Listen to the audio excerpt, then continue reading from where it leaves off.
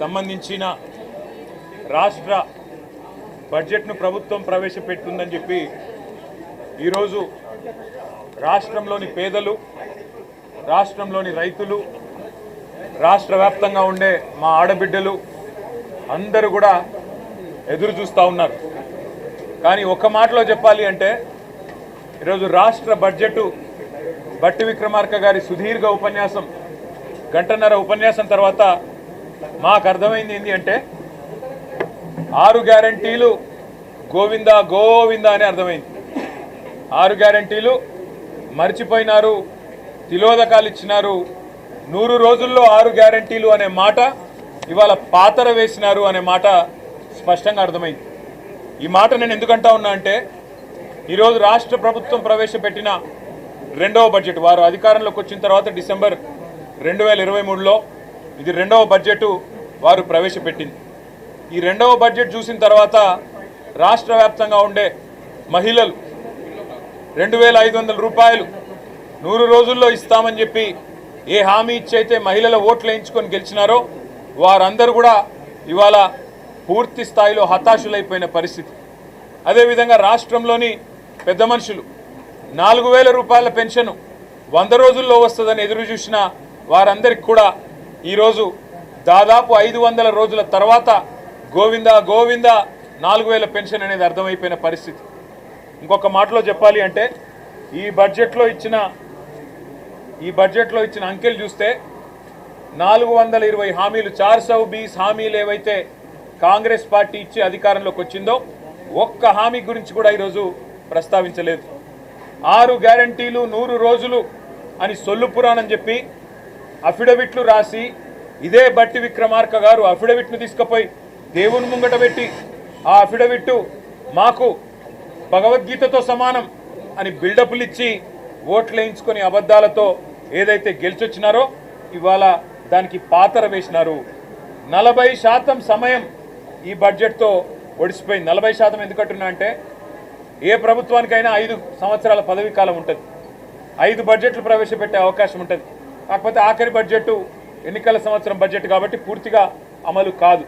మరి ఈ ప్రభుత్వం 2 బడ్జెట్లు అయిపోయినాయి అంటే దాదాపు 40-50% వీళ్ళ ఎజెండా నెరవేర్చడానికి కావాల్సిన ఆర్థిక సంపత్తి ఏదైతే ఉంటుందో ఈ బడ్జెట్ ద్వారా వారు చెప్పేది మరి పూర్తి చేసేది ఉండే. కానీ ఒక్కటంటే ఒక్క హామీ, తులం బంగారం దిక్కులేదు, నెలకు 2500 మహాలక్ష్మి దిక్కులేదు, అదేవిధంగా నెలకు 4000 రూపాయలు ఇస్తానన్న మాటకు ఇవాళ పాత్ర వేసినారు. ఆనాడు కేసీఆర్ గారి ప్రభుత్వంలో నేతన్నలకు పెద్దపీట వేస్తూ చేనేతకు మేము పెట్టిన బడ్జెటు 1200 కోట్ల రూపాయలు, కానీ ఈరోజు 370 కోట్లకే పరిమితమైపోయిన పరిస్థితి కనబడతా ఉన్నది. ఇంకా దుర్మార్గం ఏంటి అంటే ఆటో డ్రైవర్లు 100 మందికి పైగా ఆత్మహత్యలు చేసుకుంటే వారికి చెప్పిన ఆటో డ్రైవర్ల సంక్షేమ బోర్డు అతి లేదు గతి లేదు. రాష్ట్ర వ్యాప్తంగా 8 లక్షల మంది ఆటో డ్రైవర్లు ఇవాళ అవస్థలు పడుతుంటే వారి గురించి ఒక్క మాట, ఒక్క ఉపశమనంతో వారిని ఊకోబెట్టే ఒక్క మాట కూడా లేదు ఈ బడ్జెట్లో. అదే మాదిరిగా చెప్పారు వీళ్ళు స్విగ్గీ, జొమాటో, అదేవిధంగా ఇంకా ఇతర ఏవైతే ఈ చిన్న చిన్న యాప్స్ ఉంటాయో వాటి ద్వారా మన ఇళ్లలోకి వచ్చి ఫుడ్ డెలివరీ చేసే అబ్బాయిలు వాళ్ళు ఎవరైతే ఉంటారో వాళ్ళందరికీ గిగ్ వర్కర్స్ బోర్డు పెడతాము అని మాట ఇచ్చారు. ఆనాడు రాహుల్ గాంధీ గారు స్వయంగా చెప్పారు. దాని మాట కూడా ఈరోజు లేదు. ఏ రాష్ట్ర ప్రభుత్వ ఉద్యోగులకైతే ఆనాడు కేసీఆర్ గారు న్యాయం చేసి 73% ఫిట్మెంట్ ఇచ్చినారో వారికి ఇంకా ఎక్కువ న్యాయం చేస్తామన్నారు, ఇంకా ఎక్కువ మేలు చేస్తామన్నారు. వారి గురించి ఒక్క మాట కూడా ఈరోజు బడ్జెట్లో చెప్పలేదు. ఆనాడు 73% జీతాలను కేసీఆర్ గారు పెంచితే ఇవాళ పీఆర్సీ ప్రస్తావన లేదు. పెండింగ్లో ఉన్న 5 డిఏల గురించి ఒక్క మాట కూడా రాష్ట్ర ప్రభుత్వం కనీసం ప్రస్తావన చేయలేదు. ఆడబిడ్డలకైతే నేను ఇప్పటికే చెప్పిన తీరని అన్యాయం, తీవ్ర అన్యాయం. నెలకు 2500 100 రోజుల్లో అమలు చేస్తామన్నారు. 500 అయినా కూడా కనీసం మాట కూడా ఈరోజు లేదు. అదేవిధంగా బలహీన వర్గాల సోదరులకు ద్రోహం చేసినారు. కులగణన పేరుతో వారి సంఖ్యను తక్కువ చేసి చూపెట్టి అట్లా మోసం చేసినారు. యాదవ సోదరులకు గొర్రెలిస్తాం, మొదటి నెలలోనే ఇచ్చేస్తామని చెప్పి నమ్మబలికినారు. కనీసం యాదవ సోదరుల ప్రస్తావన, గొల్లా కుర్మా సోదరుల ప్రస్తావన కానీ ఆ పథకం ఊసు కానీ ఈరోజు బడ్జెట్లో లేదు. గౌడన్నలకు చెప్పినారు మీకు 15% కాదు వైన్ షాపుల్లో రిజర్వేషన్ 25% అన్నారు. ఈరోజు కనీసం గౌడన్నల గీత కార్మికుల మాట కానీ మరి నేత కార్మికుల మాట కానీ కనీస మాత్రంగా కూడా లేదు. అంబేద్కర్ అభయహస్తం అన్నారు. ఎస్సీ ఎస్టీ డిక్లరేషన్ చేవెళ్లలో పెట్టినారు. కేసీఆర్ గారు దళిత బంధు ద్వారా 10 లక్షలు ఇస్తే మేము 12 లక్షలు ఇస్తామన్నారు. మరి ఈరోజు రాష్ట్రంలోని దళితులకు వెన్నుపోటు పడుస్తూ గతంలో దళిత బంధు ద్వారా ఇచ్చిన నిధులను ఆపేయడమే కాకుండా ఈరోజు అంబేద్కర్ అభయహస్తం గురించి కనీసం మాట మాత్రంగా కూడా ప్రస్తావించకుండా రాష్ట్రంలోని దళిత సోదరులను గిరిజన సోదరులను మోసం చేసినారు. రాహుల్ గాంధీ గారు స్వయంగా వచ్చి అశోక్ నగర్లో ఛాయ్ తాగుకుంటూ ఫోటోలకు పోజులు ఇచ్చుకుంటూ మొదటి సంవత్సరంలోనే 2 లక్షల ఉద్యోగాలు ఇస్తా అని నరికిండు. మరి ఎక్కడ పోయినాయి 2 లక్షల ఉద్యోగాలంటే ఇవాళ కనీసంగా నిరుద్యోగుల గురించి ఒక్క మాట కూడా చెప్పే పరిస్థితి లేదు. కేసీఆర్ ప్రభుత్వం ఇచ్చిన ఉద్యోగాలకు వీళ్ళు కాగితాలు ఇచ్చుకుంటా మేమిచ్చినామని చెబితే మందికి పుట్టిన బిడ్డలు మా బిడ్డలు అని చెప్పుకుంటే రాష్ట్ర ప్రభుత్వం ఇవాళ చెప్తున్న అబద్ధాలు చూసి రాష్ట్రంలోని నిరుద్యోగులు నవ్వుతున్నారు. రాష్ట్ర వ్యాప్తంగా పిల్లలు నవ్వుతా ఉన్నారు. ఉద్యోగాలు ఇచ్చింది కేసీఆర్ ప్రభుత్వం, కాగితాలు ఇచ్చిన సన్నాసులు మీరు. 2 లక్షల ఉద్యోగాలు ఏదైతే రాహుల్ గాంధీ చెప్పిండో నేను డిమాండ్ చేస్తున్నా. దమ్ముంటే రాహుల్ గాంధీ అశోక్ నగర్కు 2 లక్షల ఉద్యోగాలు ఏమైనాయి, మొదటి సంవత్సరంలో చెప్పిన మాటలు ఏమైనాయి చెప్పాలని చెప్పి మేము డిమాండ్ చేస్తూ ఉన్నాం. అదేవిధంగా నిరుద్యోగ భృతి అన్నారు, యువ వికాసం అన్నారు, నిరుద్యోగ భృతి అన్నారు. 4,000 రూపాయలు ఇస్తాం కేసీఆర్ గారు మోసం చేసినారన్నారు. మరి ఇవాళ నిరుద్యోగ భృతి 40% మీ సమయం అయిపోయినా నిరుద్యోగ భృతి గురించి ఒక్క మాట లేదు. విద్యా భరోసా కార్డు అన్నారు, 5 లక్షలు అన్నారు, అది కూడా ఇప్పటి వరకు కనీసం ప్రస్తావన లేదు. ఇంకా సిగ్గు లేకుండా ఉన్న గురుకులాలనే నడపలేని అసమర్థులు, ఉన్న గురుకులాలనే కనీసం నిర్వహించలేని అసమర్థులు, 80 మందికి పైచిలకు గురుకుల పాఠశాలల్లో పిల్లలు చచ్చిపోతే దాన్ని నివారించలేని వాళ్ళు ఇవాళ కొత్త స్కూల్ ఏదో కడతామని చెప్పి బిల్డప్ ఇస్తా ఉన్నారు. సిగ్గుపడాలని చెప్పి నేను విజ్ఞప్తి చేస్తా ఉన్నా. రాష్ట్ర ఆర్థిక చోదక శక్తి హైదరాబాద్ మహానగరం. ఇవాళ హైదరాబాద్ మహానగరం అధ్వాన నగరంగా మారింది. ముఖ్యమంత్రి గారు స్వయంగా మున్సిపల్ మంత్రిగా ఉన్న పెండింగ్ ప్రాజెక్టులన్నీ పెండింగ్గానే మిగిలిపోయినాయి.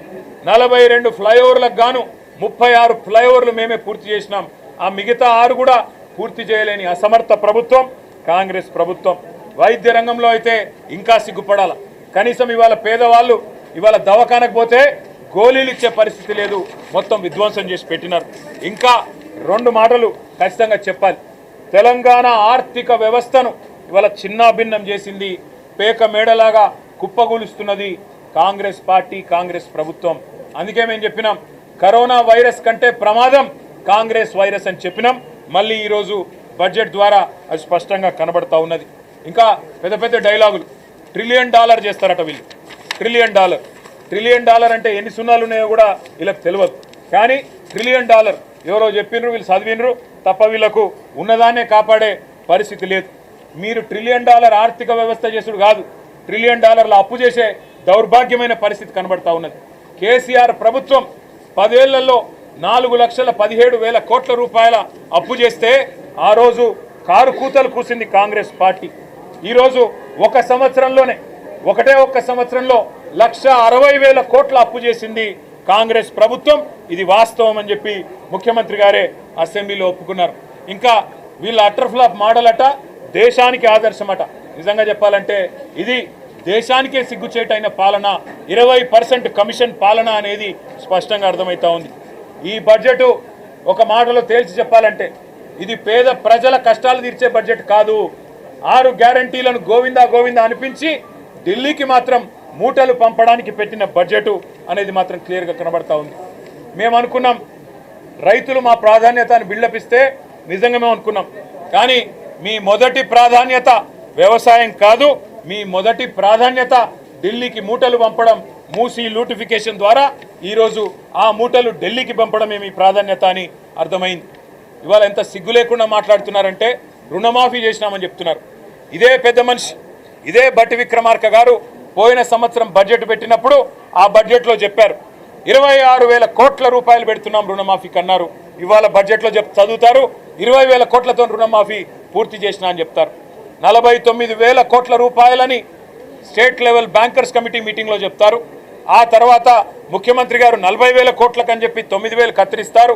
ఆడికెళ్ళి క్యాబినెట్కి వచ్చే వరకు 31,000 కోట్లు అవుతుంది, మరొక 9,000 కోట్లు తగ్గిపోతుంది. ఆడికెళ్ళి అసెంబ్లీకి వచ్చే వరకు మరొక 6,000 కోట్లు తగ్గుతుంది. చివరికి ఈరోజు ఒక సంవత్సరం గడిచిన తర్వాత 20,000 కోట్లతోనే అయిపోయిందని చెప్పి మరి మాట్లాడే పరిస్థితి. మా శాసనసభ్యులు పల్లా రాజేశ్వర రెడ్డి గారు, కౌశిక్ రెడ్డి గారు, ఇంకా అందరం కూడా మేము సవాల్ చేసాం. హరీష్ రావు గారు, నేను ఏ ఒక్క ఊర్లోనైనా 100% రుణమాఫీ జరిగిందని రుజువు చేస్తే మేము మా శాసనసభ్యత్వాన్ని వదులుకుంటామని చెప్పి కూడా చెప్పినాం. కానీ ప్రభుత్వానికి సోయి లేదు, వాళ్ళకు ఆలోచన లేదు. కాబట్టే రుణమాఫీ జరిగిందో జరగలేదో కూడా వాళ్ళకే అర్థం కాని పరిస్థితిలో ఉన్నారు.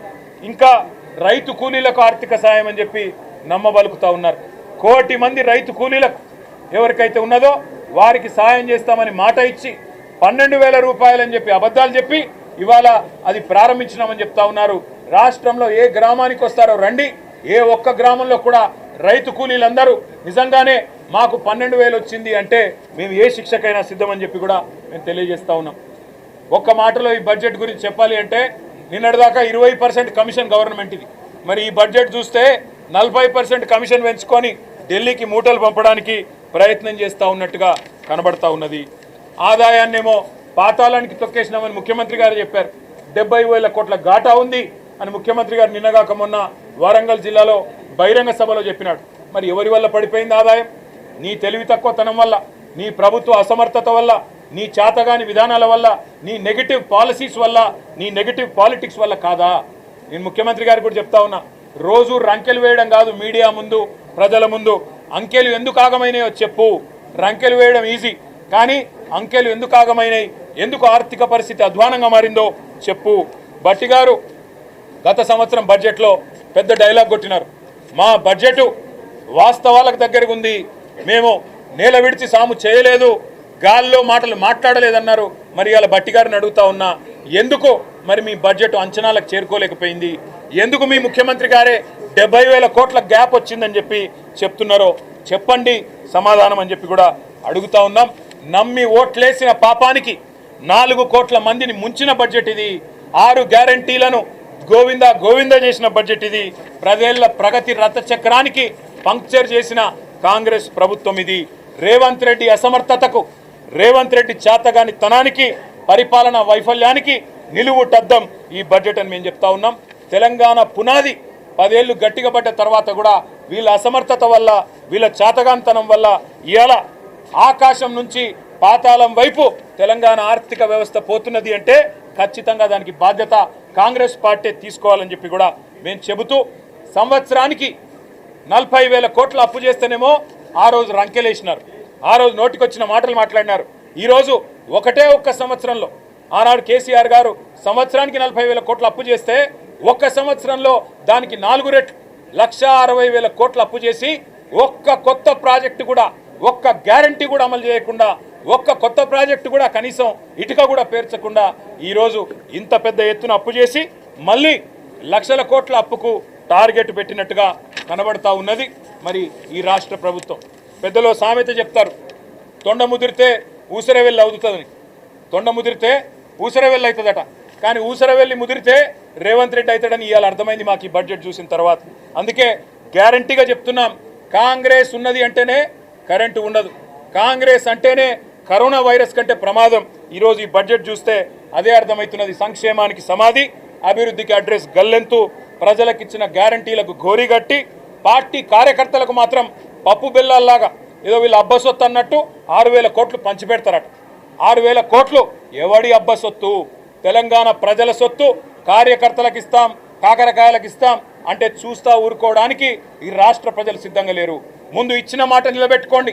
6 గ్యారంటీలు 100 రోజులు అనే ఏదైతే డైలాగులు ఊకదంపుడు ఉపన్యాసాలు ఇచ్చినారో అది నిలబెట్టుకోండి.